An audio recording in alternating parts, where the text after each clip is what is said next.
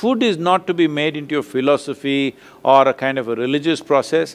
Food is the requirement of the body. If we watch the body, with what sort of food the body is most happy, body is most at ease, you will naturally notice vegetarian or plant-based food, body is most comfortable and is at ease.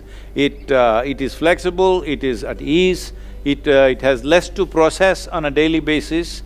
So, naturally, those who observed the nature of their own bodies naturally became vegetarian.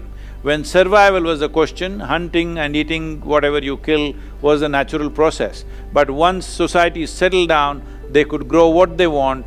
As they observed themselves more and more, and life became not about survival, but about enhancing one's life to higher levels of perception and experience, then turning vegetarian will naturally become… It's a natural process, it is bound to happen everywhere. If you just want to be all beefy brawn, then you can eat lot of meat and just grow muscles and fight with each other. But if you're looking at how to become sensitive to life, how to become perceptive, how to be able to perceive things beyond what is considered normal perception, then what you put into the system becomes very important.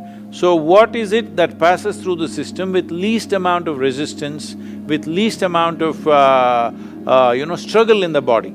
So to put this into perspective, let me put it this way. See, if you eat raw meat, for example, in the human system, compared to carnivorous animals, in all the carnivorous animals, the length of the alimentary canal is only 3 times the length of its body approximately.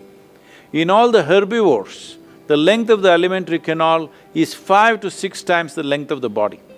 So in a human being, it could be anywhere between 24 to 28 or 30 feet, which is nearly 5 to 6 times the length of our body.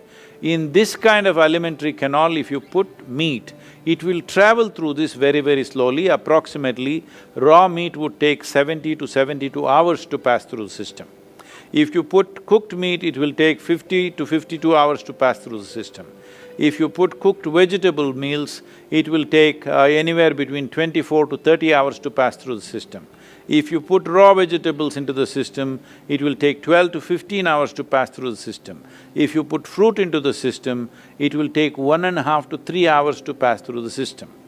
So, we started recognizing what is that food which happens in the body with least amount of residue, least amount of impurities and passes through the system very quickly, because in yoga this is an important thing, we all manage this even now. If we eat anything, within 2.5 hours we must be hungry, our stomach must be empty. But we won't eat. Stomach is empty, but we're energetic, so we don't eat. So generally, here in the yoga center, everybody does only 2 meals. One 10 in the morning, 7 in the evening, that's it. I do only 1 meal most of the days. If I'm traveling, I may do something else a little bit, but otherwise generally if I am home, I do only 1 meal.